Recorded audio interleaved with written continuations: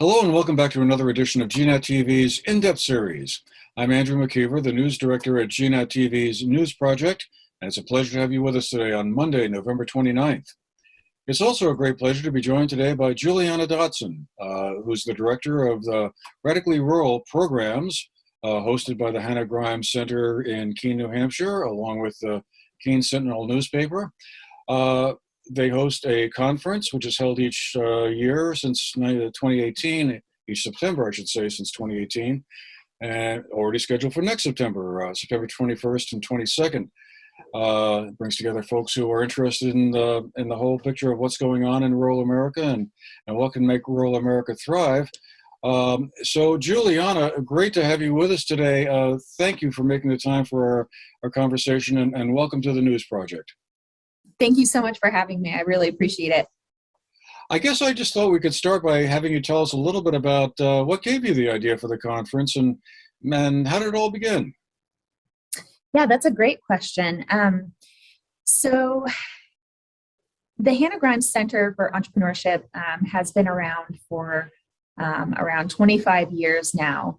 And the executive director and founding director, Marianne Christensen, started by asking the question, how can we create vibrant and thriving local economies? Because when she moved from New York City to Roxbury, New Hampshire, back in about 30 years ago, she moved into the home of Hannah Grimes. And Hannah Grimes is not well known in history books by any means, but as she was living in this house and getting to know who had originally owned it by researching, she herself was in the process of making and trying to sell soaps, which she could not sell locally. There just wasn't a local market for it.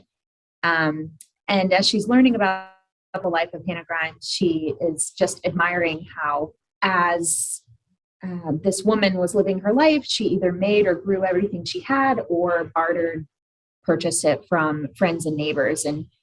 And so Marianne wanted to help recreate that in our area. So she started the Hannah Grimes Marketplace, which is a storefront in downtown Keene where local, anyone within 150 miles, makers and growers can sell their goods there. And as she was in process of starting this store and working with the vendors, she realized that she really didn't know how to run a business herself. And her vendors also may have lacked some business skills as well. So she was kind of in process of learning those skills along with the vendors.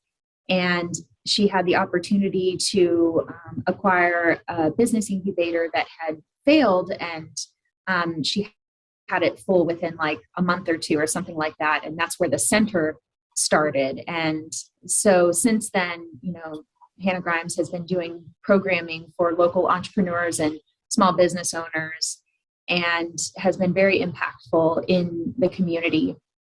So about 15 years ago, she started doing an annual event called Connect, where she was celebrating local graduates of the programs, bringing together local business owners and leaders. And it just kind of kept growing every year, in that folks look forward to it every year as an opportunity to share ideas, exchange information. And so the president of the Keene Sentinel, Terry Williams, joined the board of Hannah Grimes. And in 2016 and 17, he worked closely with Marianne on that Connect event, and it just grew vastly in numbers and impact. And they kind of realized as they were, they kind of noticed that this need for folks to connect, especially in rural communities, to have that exchanging of ideas and information was so needed. And so they said, I think this is needed on a national level as well. And so that's when in 2018, they expanded it to a national summit, and that's when it was called Radically Rural.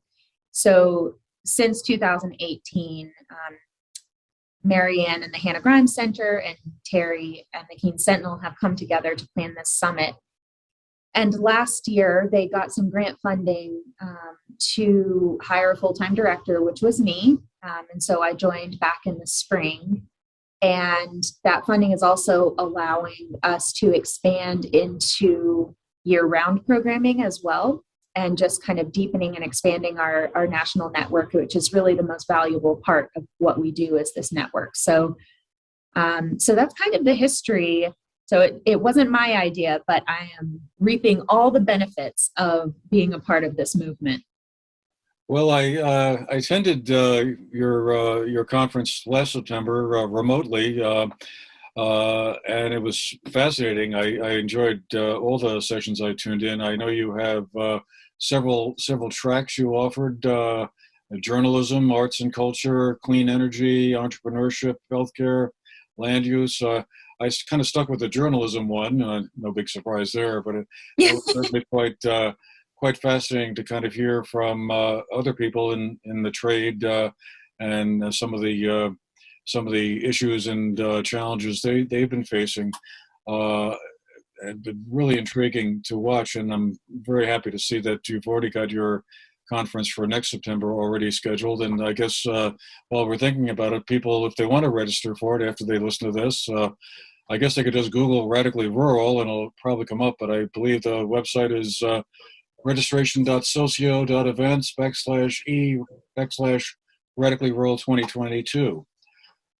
Yeah, so if they go to radicallyrural.org and they click registration, it will take them right to that socio registration event page, and they can choose their in-person or virtual tickets there. We also still have, so the Connect event that started 15 years ago, we still keep that networking event as kind of our pinnacle networking event.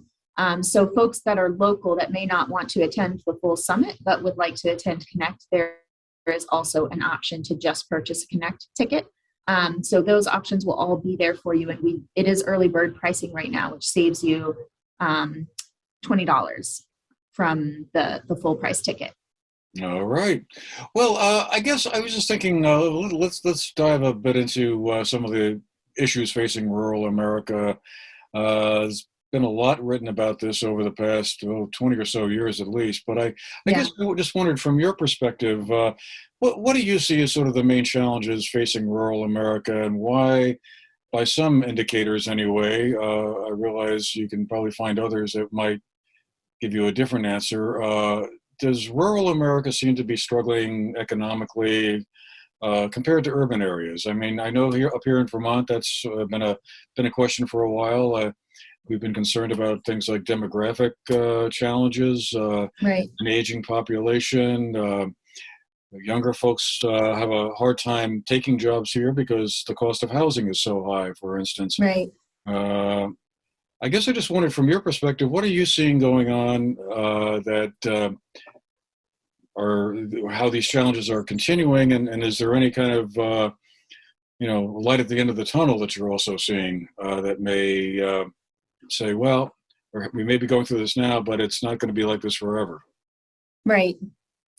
Yeah, those are all great questions. And I'll start by saying I am not an expert by any means, but I just, in my own personal experience in my life, having lived rurally for much of my life, and also just being in this position and becoming acquainted with so many that are doing amazing work all across the country in rural communities, I've gleaned, some amount of knowledge, but I'm also very interested in continuing to learn myself and hearing from other people what they think.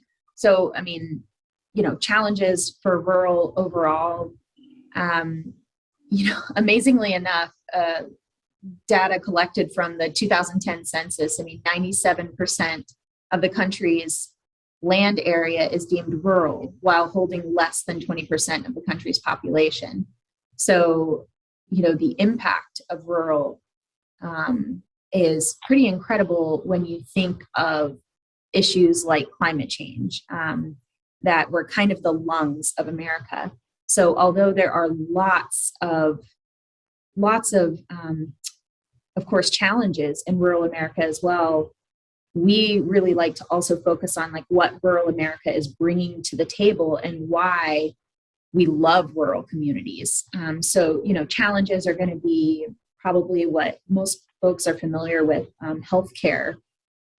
One of the Daily Yonder articles talked about how at least 181 rural hospitals have closed or stopped inpatient services nationwide since 2005.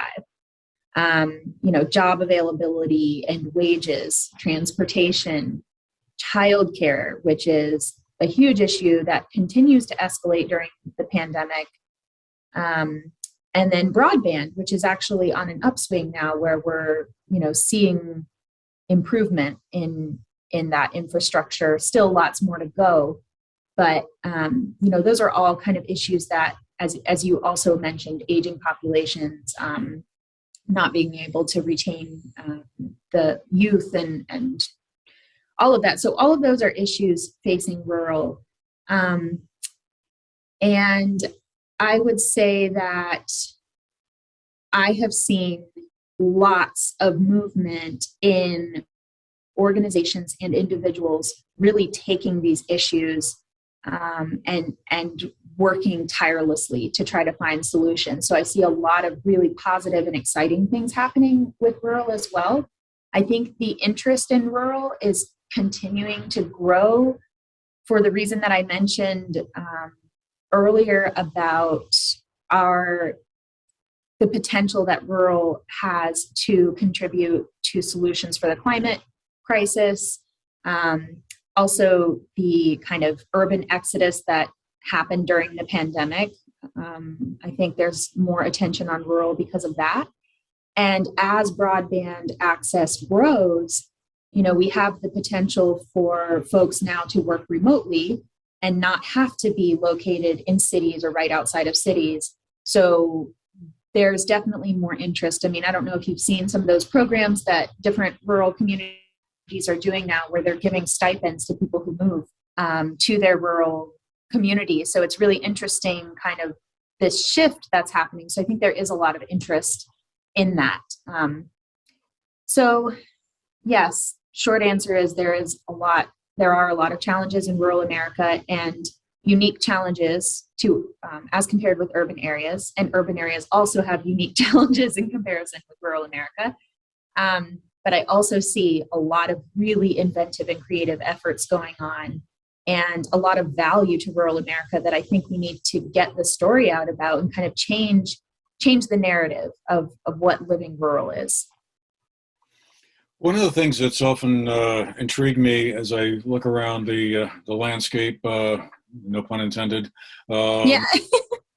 is how some communities in rural areas seem to be doing pretty well, thriving, and certainly fully recovered from the 2008-2009 recession. One person I had on a recent program pointed to that as being an example of how rural America has struggled because rural communities in general have recovered so much more slowly than urban areas from the Great Recession of 12 or 13 years ago. But at the same time, side by side with these thriving communities, there are other communities that just seem to, just be kind of treading water or not really moving forward at all. And I guess I just wondered, as you've listened to all the speakers at the conferences you've had and everything, is there any theme that emerges as to why some communities thrive and others just sort of survive? Is it local leadership that makes the big difference, or is there something more to it than that? Yeah, that's a great question. I think the answer is probably pretty holistic in that there are so many factors at play. One maybe obvious one is that the reason that some rural communities were established to begin with may have been based around something like the railroad, and where the railroad was going, or maybe it was based around a manufacturing plant or something like that. And when those things no longer exist, when kind of the core of the ecosystem is pulled out, then there are really obvious reasons why certain communities may struggle with, their proximity to resources, their, all of that. So it could be something very obvious like that, but in everything, there's like hard infrastructure and soft infrastructure, as far as impact on whether a community is thriving. So that may be more the hard infrastructure. Do they have the water, sewer, all of the things that they need to maintain that thriving community. But then you have the soft infrastructure, like you mentioned, the leadership. I think that how inventive and creative and malleable a community is so important. So what happens when the railroad is no longer the reason for your existence? Can you pivot? Can you be creative and inventive and collaborate?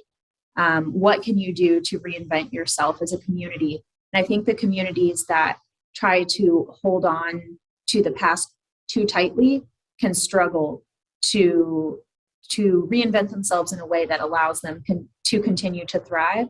That may be one possibility for why some communities are. I mean, I know, let's say Keene, New Hampshire, we've had a lot of attention on Keene, and Keene may, our population is less than 25,000, but, we have what we need here in Keene. We're not the most rural. We're surrounded by lots of very small towns and communities. I live in Chesterfield, for example, which is, population right under 3,000 probably.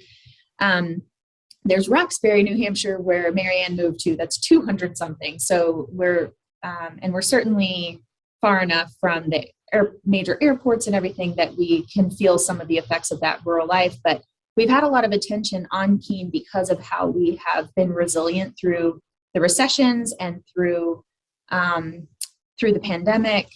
And a lot of the reasons that I think that has been the case is simply investment by community members, working together, collaborating, being creative, being inventive, and kind of an embracing of what has worked in the past, through all of time. What do we want to hold on to?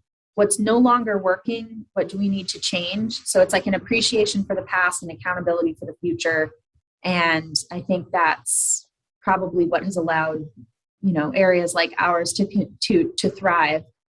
But yeah, it's a great question, one I'd like to think about some more.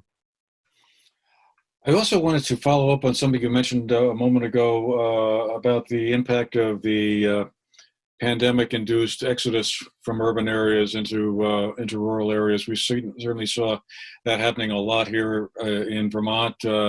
Last year, seemed like there was a gigantic influx of people coming from Boston, New York, and urban areas down in Connecticut. Real estate prices went crazy, and they're being snapped up all over the place. That seems to be continuing to a degree in 2021, but not as intensively. And I guess I just wondered if you thought, is this sort of a longer term phenomenon that might eventually, in the long run, kind of help redress some of the population imbalances, or is this sort of a short term thing that kind of similar to what happened after 9/11, when a lot of people left cities and moved to rural areas to find safer places to live, I guess, but after a year or two, they kind of went back. Right. Yeah, I mean, just my personal opinion, I think that the rate at which it's happening will slow down. I think it is that kind of initial burst of that exodus, but I think some folks will return to cities, and it will probably plateau a little bit, but I think my guess would be that over time, we still will see an increase in population for rural communities. Because I think that, for example, as we discussed, once the broadband infrastructure is in place and folks can work remotely, they're not tied to cities anymore. So that's not something that's going to change. The option for telehealth, all of those things will help. We will still have to work really hard to make sure that we are, continuing to improve those areas of life that need to be improved in rural communities. But I think the draw to rural will continue to be there, and I do anticipate an overall increase over time. Another area that seems to be promising, I think, for rural areas is the whole energy and environment question. Yes. I mean, it would seem on the surface that there's tremendous potential for solar farms and other renewable Yes. energy sources to be constructed in rural areas, giving jobs and income opportunities to people. I guess I also find myself wondering and perhaps worrying that that will also spark a bit of a backlash by some folks who kind of don't want the solar farm in their backyard or in their, line of sight in some way or another. Do you think that, given all the concerns we've been hearing about recently from the climate summit over in Glasgow, Scotland, the COP26, that there will be kind of sort of a renewed interest in maybe trying to tap into that and provide that as sort of a source of wealth for rural areas? I do think that, and I believe that there has to be. I mean, at this point, we don't have a choice but to use the resources that we have in a sustainable and regenerative way. We can't be short-sighted here in how we approach these issues, but I have a lot of notes here of, what I think or feel or have understood from research is the future of rural. But the one main issue that I had highlighted is this idea of sustainable and regenerative agriculture and clean energy production and all of that. Because, I mean, if you're thinking 97% of our land, less than 20% of our population is rural, it's, that land is what we have to offer the world. We are the lungs breathing for America. And as we address this climate crisis, we must use the resources that we have. And so I feel like every day it's like this fire hydrant of information and ideas and resources that I get in my job, just attending other summits or webinars or reading articles or reading newsletters. I mean, there's so much going on, but there are organizations like Regenerative Rising, the Real Organic Project.